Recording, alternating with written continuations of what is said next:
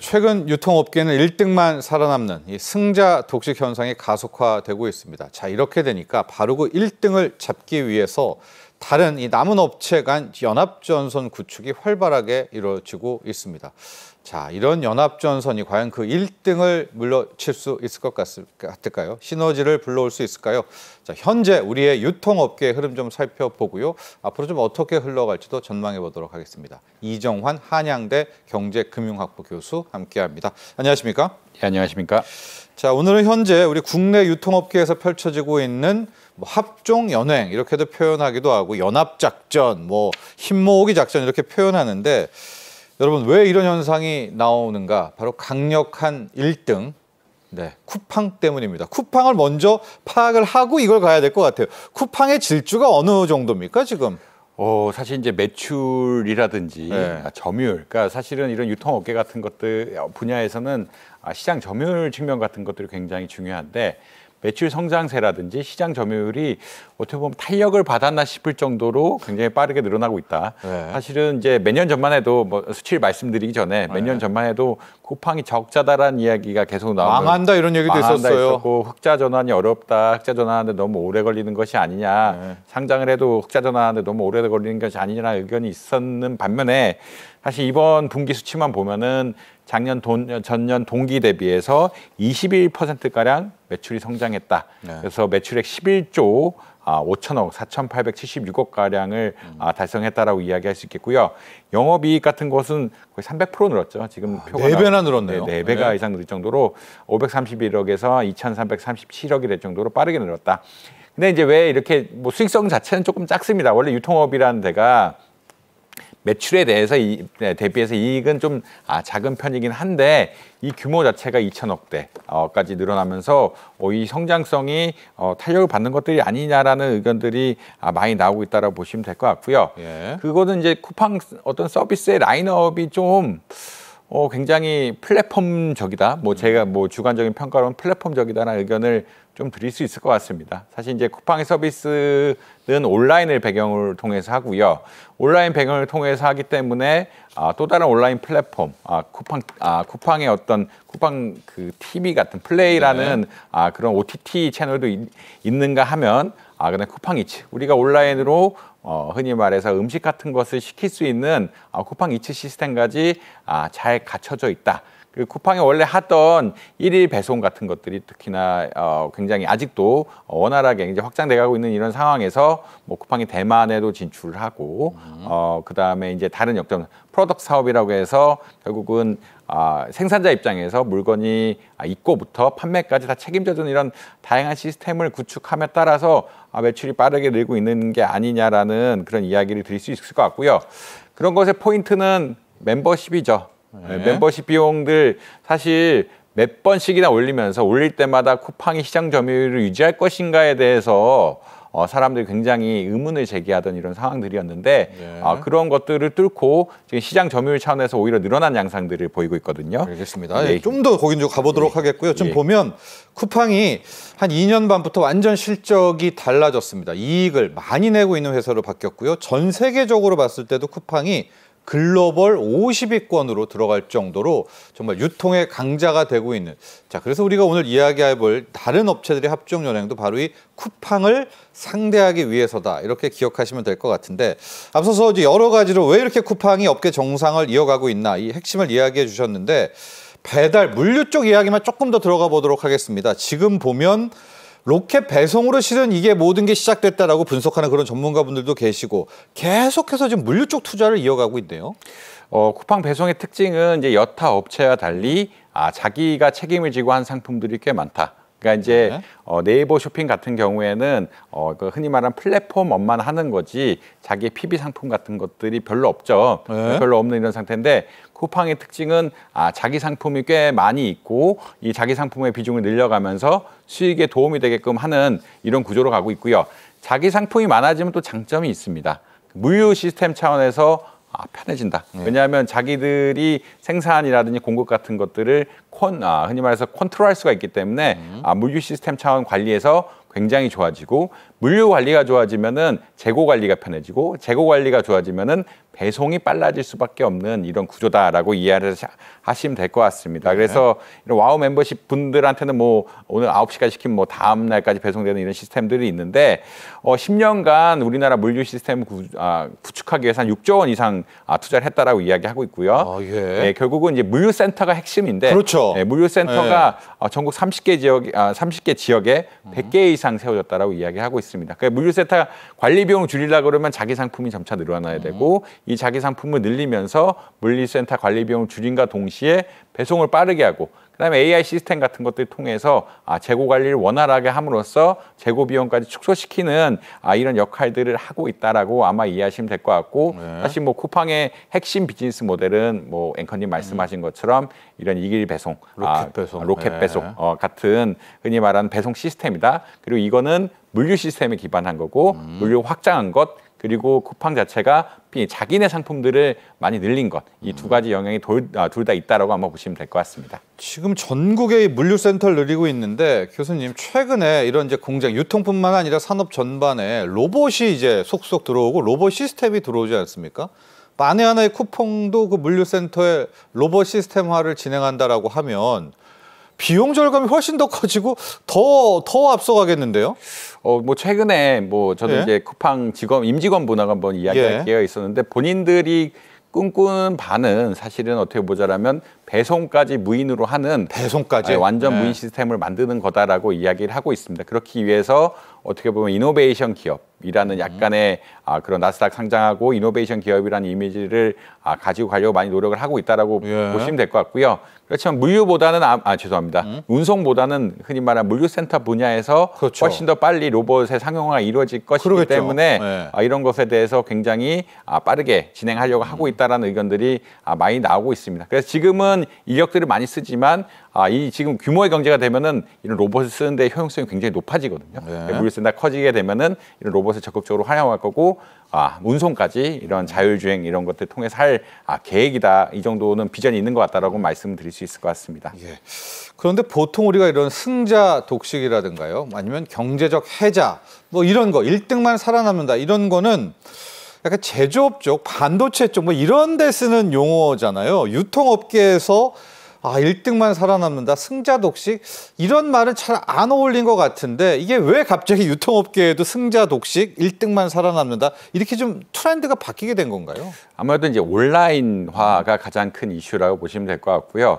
온라인화가 된다는 것은 플랫폼화가 된다는 이야기입니다. 플랫폼화가 된다는 것은 우리가 이제 온라인 통해서 물건을 사고 팔 수 있는 장이 마켓이 하나가 생긴다라는 이야기를 드리면 될 것 같고 이런 마켓의 접근성이 온라인의 경우에는 휴대폰만 있으면 어느 때나 접근할 수가 있기 때문에 특히나 핀테크 기술의 발전에 따라서 또 쿠팡페이, 뭐 네이버 같은 경우에 네이버 페이를 연동시키면서 결제 과정이라든지 포인트 적립 과정 역시 굉장히 효율적으로 만들어놨거든요. 자기네 결제 시스템을 쓰면은 적립이라든지 이런 것들을 굉장히 크게 할 수 있는 시스템을 만들면서 결국은 물건을 사기 쉽게 온라인을 통해 사기 쉽게 그리고 배송을 빨리 해줌과 동시에 우리가 지출까지 쉽게 해줄 수 있는 전반적인 온라인 플랫폼으로서 역할을 뭐 쿠팡, 그다음에 네이버는 약간 다른 성격을 가지고 있지만 미국의 아마존, 아마존 모든 업체들이 이러한 체계를 통해서 쉽게 쇼핑할 수 있고 빠르게 받을 수 있고 빠르게 받을 수 있기 때문에 재고 비용 같은 것들도 오히려 절감하면서 수익을 올릴 수 있는 이런 구조가 가능하게 되었다. 옛날에 오프라인 같은 경우에는 흔히 말해서 우리가 이마트 같은 경우 특정한 지역에 이렇게 열고 그다음에 다른 업체가 근처에 열면 경쟁이 붙게 돼 있거든요. 뭐 이마트 홈플러스 뭐 이런 거잖아요. 가격 경쟁이 붙으면서 승자 독식을 가져가기 어려운 구조였는데 지금은 자기가 특히나 멤버십 같은 것 같은 연결이 되면서 멤버십을 통해서 할인이나 적립을 많이 받게 되고 그리고 모든 물건들을 하나의 플랫폼에서 살 수가 있는 이런 구조 그리고 가격 역시 적절하게 보상받고 지급 흔히 말하는 결제가 쉽게 되는 이런 구조로 가고 있기 때문에 승자 독식 현상이 심화될 수밖에 없다. 흔히 말하는 네트워크 경제가 이 유통업체, 온라인 온라인 커머스 업체에도 실현이 되고 있는 것이 아니냐 이런 의견들이 많다라고 보시면 될 것 같습니다. 없는 물건이 없잖아요. 뭐 하면 그 왜 다 거기 가면 살 수가 있게 돼버리니까 정말 1등만 살아남는 승자 독식의 구조로 이 유통업계도 바뀌고 있는 것 같은데, 자, 이렇게 되니까 이 다른 2위, 3위 업체들이 힘을 합치고 있습니다. 지금 쿠팡의 독주를 막기 위해서 네이버와 배달의 민족이 연합전선을 구축했다. 그렇죠. 배달의 민족은 쿠팡 이츠를 또 상대해야 되고 네이버 쇼핑은 쿠팡을 상대해야 되고, 이 연합전선 이야기 좀 해볼까요? 아무래도 이제 독주를 맞아야 되니까 아까 말씀드린 대로 쿠팡의 시장 점유율이 자꾸 올라가다 보니까 다른 업체들의 규모의 경제가 좀 줄어드는 수밖에 없는 상황. 규모 경제가 줄어든다는 얘기는 비용이 올라가게 되고, 비용이 올라가게 되면은 또 물건을 또 싸게 못 팔고, 물건을 싸게 못 팔면 또 경쟁에 밀리게 되는 이런 악순환에 빠지게 되거든요. 이런 악순환에 빠지게 되다 보니까 이것을 막기 위해서 합종 연행을 많이 한다라는 이야기가 나오고 있습니다. 배민 같은 경우에는 배달 업체고 아까 말씀하신 것처럼 갱커님 말씀하신 것처럼 쿠팡 이츠와 경쟁을 해야 되는데 이제 흔히 말해서 그 OTT 플랫폼이 없다 보니까 쿠팡 플레이에 경쟁할 수 있는 티빙과 연합을 통해서 같은 멤버십 같은 것들, 그래서 결국은 배민 멤버십을 쓰면은 티빙을 같이 볼 수 있게끔 하면서 어떻게 보면은 인센티브를 더 주고 일종의 플랫폼화, 그러니까 배민과 티빙 연계시키는 플랫폼화를 도입하려고 할 수도 있겠고요.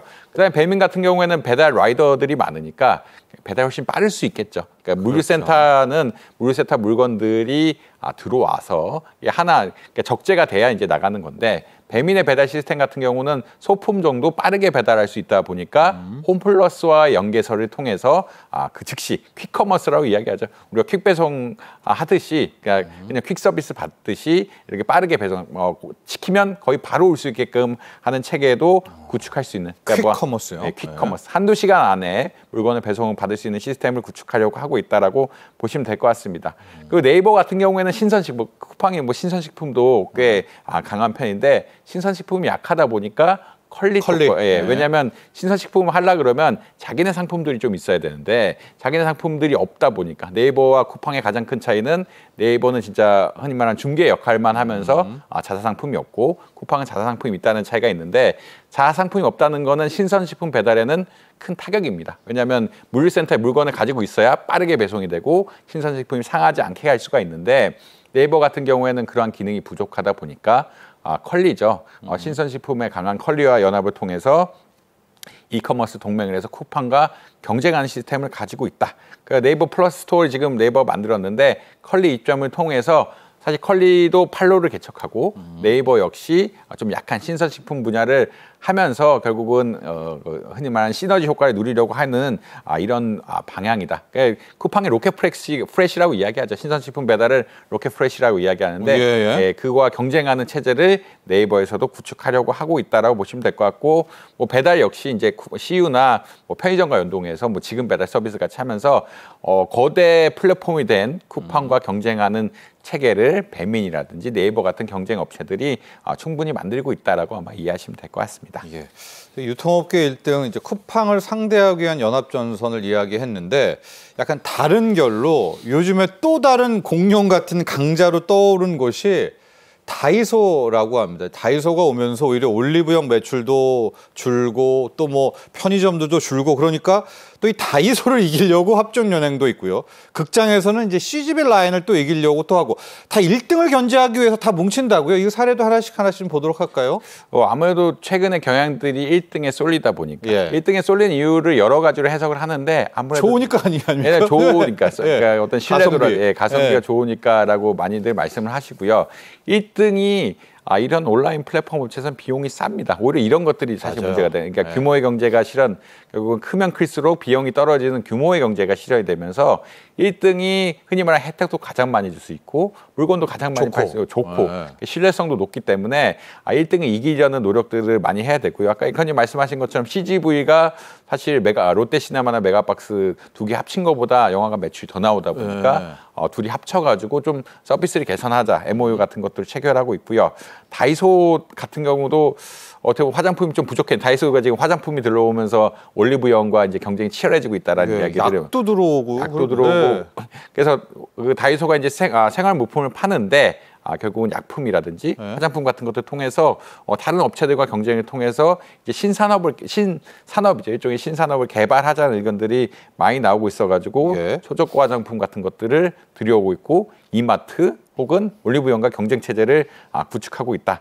뭐 그다음에 GS 리테일은 뭐 넷플릭스 같은 데를 협업을 해서 어떻게 보면 넷플릭스 상품권 같은 넷플릭스 이용하는 것에 대해서 협조를 구하고 있는 양상들이라 어떻게 보면은 1등을 잡기 위해서 1등이란 것들이 이제 너무 앞서가니까 플랫폼의 특성상 이러고 이제 또 규모의 경제를 이룰 수 있는 특성상 비용도 싸고 품질도 좋고 서비스도 좋아질 수 있는 이런 상황들이기 때문에 1등을 견제하기 위해서 2등과 3등 그리고 2종 업체 간의 합종 연행이 굉장히 많이 이루어지고 있다. 이런 말씀을 드릴 수 있을 것 같습니다. 그렇습니다. 편의점에서도 이제 생활의약품 같은 것들을 파는데 다이소는 아예 막 이제 뭐 비타민이다가 이런 걸 다 파니까 사람들의 발걸음이 글로 가면 편의점도 좀 긴장할 수밖에 없겠습니다. 그리고 이제 아마 다이소는 가격 경쟁력이 있거든요. 자기 그 다이소의 특징이 이제 굉장히 어느 정도 품질 수준이 되는 제품을 싸게 판다라는 입장들이고 물류를 잡았네요. 거기도. 물류를 잡고 있고 화장품 같은 경우에도 품질이 괜찮다라는 의견들이 많이 나오고 있으면서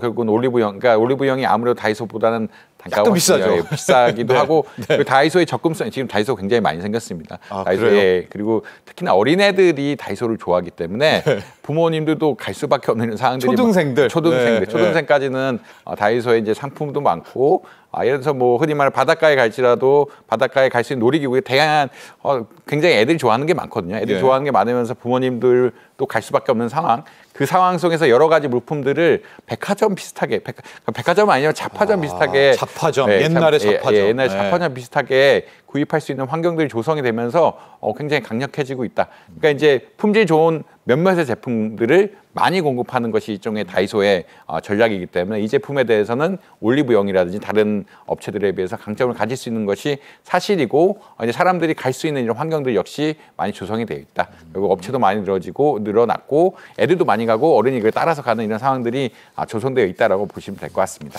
교수님 보시기에요. 이제 이 나머지 2, 3등 업체들의 연합 전선 구축이 이제 잘 대응하는 걸까요? 이제 왜냐 어쨌든 1등한테 다 내줄 수는 없으니까 생존을 위해서는 어쩔 수는 없는데 이런 방법이 또 맞을까? 뭐 효과적일까? 이런 고민은 좀 있을 것 같습니다. 일단 효과는 있을 거라고 생각을 하고 있고요. 특히나 이제 없는 데서 새로운 서비스 예를 들어서 네이버라든지 이런 쪽에 다른 서비스 컬리를 하려고 그러면 비용이 많이 들거든요. 그렇죠. 시행착오도 있겠죠. 시행착오도 있고 물류센터 시스템 자체를 바꿔야 되는 이런 문제들이 발생을 하기 때문에 비용이 많이 들기 때문에 이렇게 합종 연행하는 것이 쿠팡이라는 어떤 거대 공룡과 경쟁하기 위해서는 당연한 수순이다라고 말씀드릴 수 있겠고요. 근데 이제 이게 장기적으로 효과를 낼 수 있느냐에 대해서는 조금 좀 갈리고 있다. 이게 왜냐하면 결국 장기적으로 효과가 날라 그러면 이런 유통업체 역시 특히나 비용을 감축시키는 효과가 분명히 많이 나타나야 되는데 쿠팡은 자기네 한 플랫폼 안에서 이런 다양한 것을 얹고 이런 다양한 것을 얹을 때 체계적으로 비용 관리를 하다 보니까 향후에도 비용 축소에 대한 어떠한 가능성들이 굉장히 많아지고 멤버십이라든지 이런 것들 연계하는 것들이 조금 용이한데 두 가지 다른 회사들이 와서 이렇게 경쟁을 한다라고 하면은 아무래도 조금은 비용 감축 차원에서는 좀 부족할 수밖에 없는 상황이다라고는 말씀드릴 수 있겠습니다. 그렇다는 이야기는 거꾸로 오히려 고부가 가치, 뭔가 좀 색다른 서비스를 제공해야 되는 업무가 있다라고 근본적으로는요. 근본적으로 그 합종 연행을 하더라도 색다른 서비스를 제공해야 될 필요가 있다라고는 보시면 될 것 같습니다. 근데 문제는요. 이제 유통업계로 다시 돌아오면 지금 트럼프 대통령이 워낙 중국을 압박해서 떴다가 좀 숨고르기에 있는데 우리가 C-커머스라고 하지 않습니까? 중국의 이커머스. 이제 이게 다시 이제 본격적으로 들어오게 되면 완전히 판을 또 바꾸게 되는 뭐 애기호가가 날 수도 있는 거 아니겠습니까? 아무래도 이제 관세 효과, 그 중국이 미국에 수출을 못하는 관세 효과가 우리나라에 영향을 미칠 수 있다고 생각을 하고 있고요. 그런 것은 어떤 거냐면 중국은 이미 제조업이 일종의 과잉 생산 상태인데 미국의 수요가 줄어들게 되면서 수출을 못하게 되면은 다른 나라로 판로를 열 수밖에 없고 더 싸게 그러니까 다른 나라 판로에 열 수밖에 없고 가격이 더 싸야 사람들이 더 많이 구매할 수밖에 없는 상황이고 본인 나라에 어떤 중국의 초과 공급을 해소하려면 그렇게 해야 되기 때문에 우리나라 보다 적극적으로 진출하지 않냐라는 의견들이 굉장히 많이 나오고 있다라고 보시면 될 것 같습니다. 그렇기 때문에 사실은 이런 공격들 혹은 이런 적극적인 역할들 그리고 1등 위주의 어떤 공략들 때문에 유통업계에 씨름하고 있다라는 이야기들이 굉장히 많이 나오고 있고요. 관세 전쟁에 따라서 어떤 중국 커머스들의 경쟁력이 높아지는 측면, 그다음에 TMF가 미정산 사태도 또 있었죠. 그게 1조 5천억 가량 피해를 봤다고 하는데 이런 피해가 누적되는 부분. 그다음에 이런 것도 명품 온라인 쇼핑몰도 잠깐 떴다가 이제 어떻게 보면 쇠퇴하면서 반란 같은 기업들이 좀 안 되고 있다라고 보고 있으면서 그러니까 1등들은 잘 나가고 시장 점유율을 계속 높여가지만 2등, 3등도 합종 연행을 해나가면서 각자 도생을 하고 있는데 그 밖으로 나간 기업들은 굉장히 어려워지고 있는 상황들이 아니냐라고 이야기를 드릴 수 있을 것 같습니다. 그래서 지금 유통산업 성장률 전망이 나오고 있는데 소매 시장은 그렇게 많이 늘고 있지 않고요. 온라인 쇼핑은 굉장히 빨리 늘겠지만 나머지 편의점이나 슈퍼마켓의 나머지 분야들은 또 안 늘어나는 이런 현상들도 있을 거라고 예측이 되고 있기 때문에 유통업 자체가 그렇게 성장이 좋지 않고 그런 상황에서 1등, 2등, 3등 아닌 4등, 5등 그 이후의 기업들이 어떻게 살아날 것인가는 굉장히 좀 위기 상황들이다라고는 말씀드릴 수 있을 것 같습니다. 자, 지금 C커머스 중국 쪽 얘기를 하다가 이제 전반적으로 흐름까지 봤는데요. 다시 중국 커머스, 이커머스를 좀 봐야 될 문제가 알리테무가 문제가 아닙니다. 지금 징둥닷컴이 들어오게 된다고 하는데 그러면 완전히 또 다른 강자가 하나 또 들어오는 거 아니겠습니까? 지금 쿠팡과 막 싸우고 있는데 판도가 확 바뀌겠어요?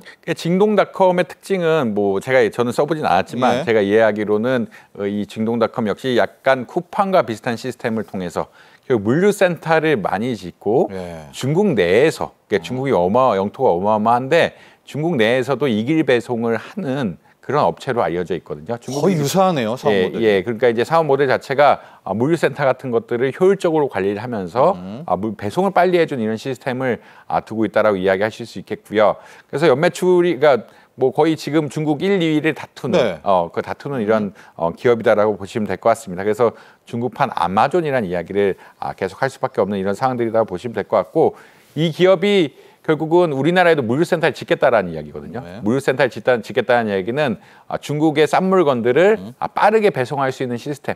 사실 알리나 테무 같은 것들이 배송이 조금 느리면서 이런 경쟁력이 좀 약해진 측면. 우리가 이제 거기는 막 싸게 만드는 거 아닙니까? 그러니까 싸게 만들어서 배송이 느린데 이제 징동닷컴은 모델 자체가 약간 쿠팡형 모델.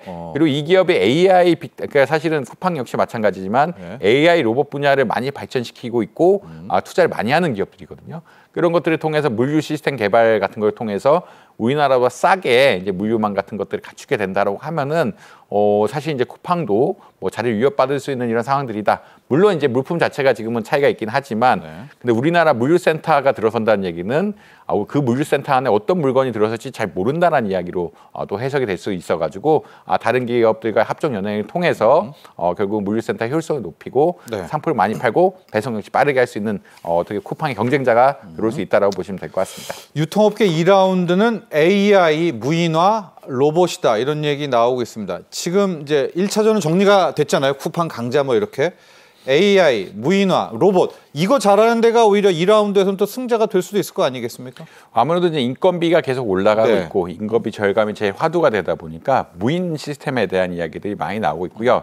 특히나 이제 소매에서 하는 무인 같은 것들은 그러니까 소매에서 하는 서비스들은 복잡한 서비스들이 그렇게 많지는 않거든요. 복잡한 서비스가 많지 않다는 거는 비교적 단순하다. 그러니까 예를 들어서 공장에서 기계를 만드는 것들에 대해서 혹은 이런 것들은 조금 더 첨단 정밀 기술이 필요하기 때문에 이런 AI라든지 상황에 대한 대처가 많이 필요한데 소비자 응대, 가격 계산 이런 것들이 비교적 간단하기 때문에 오히려 AI화가 빨리 될 수도 있는 그런 구조가 되는 것이 아니냐라고 이야기를 하고 있고 사실 이마트24 같은 경우에는 이미 점포에 20% 이상 무인화됐다라고 물론 이제 다 무인화는 아니지만 다 무인화라는 것은 하루 종일 무인화는 아니지만 누가 왔다 갔다 하면서 관리를 하고 있긴 하지만 그러니까 상품 쌓는 것들, 근데 흔히 말하는 결제 같은 것들은 무인화를 통해서 많이 하고 있다라고 이야기를 하고 있고요. 세븐일레븐 같은 경우에도 뭐 AI 카메라라든지 그다음에 출입 인증 이런 것들 통해서 이 쉽게 출입 같은 거, 그러니까 사람 없이도 운영할 수 있는 시스템들을 개발하고 있다라고 보시면 될 것 같습니다. 물론 이제 도난이라든지 문제들이 발생할 수는 있는데 네. 그럼에도 불구하고 이런 것들 통해 비용 절감하는 것들이 앞으로 미래에 효과적으로 그러니까 작동하지 않을까. 그 비용 절감이 결국은 그 산업, 그 유통, 그냥 오프라인 유통에 있어서 가장 중요한 부분이 되지 않을까 의견들이 많이 나오고 있다라고 보시면 될 것 같습니다. 자, 유통업계는요 지금 이렇게 완전히 무한 경쟁으로 들어가고 있기 때문에 당국에게 규제를 좀 풀어달라 이런 이야기를 하더라고요. 대형마트 의무 휴업이라든가 이런 것들. 관에서는 어떻게 또 규제를 해야 됐고 민관이 이 유통 부분에 있어서 좀 잘 나가게 하려면 어떻게 해야 될까요? 사실 지금까지는 국내 유통까지의 경쟁이었기 때문에 소상공인 보호라는 취지가 명분이 있었죠. 명분이 있었어. 명분이 있고 그 국내 유통이 너무 커지게 되면은 비용이 절감되게 되면은 소상공인이 어려워진다는 그런 문제들이 생겼는데 이제 시커머스가 본격적으로 도입되기 시작하면은 국내 기업들이 역시 좀 타격을 받게 되고 국내 기업들이 타격을 받게 될 뿐만 아니라 우리나라에서 물건을 만드는 사람들 역시 타격을 받을 수밖에 없는 구조. 우리나라 자잘한 물건, 그러니까 흔히 말하는 소매품들을 만드는 기업 역시 네이버라든지 뭐 쿠팡에 많이 입점을 해 있는데 중국에서 중국 걸 가지고 판매하는 업체들이 들어와서 팔기 시작한다? 이건 좀 전혀 다른 이야기가 된다. 역차별 나오죠. 그러니까 예전에는 이분들이 소상공인에 팔거나 쿠팡에 팔거나 했는데 그런 시스템이 아니라 중국에 압도되는 시스템으로 갈 수가 있기 때문에 모니터링을 적극적으로 하고 이 모니터링 적극적으로 한 후에 이런 온라인 커머스에 대해서도 그리고 소상공인 문제에 대해서도 근본적으로 한번 점검할 필요는 있다라고 말씀드릴 수 있을 것 같습니다. 네. 자, 지금까지 도움 말씀에 이정환 한양대 경제금융학부 교수와 함께했습니다. 오늘 감사합니다.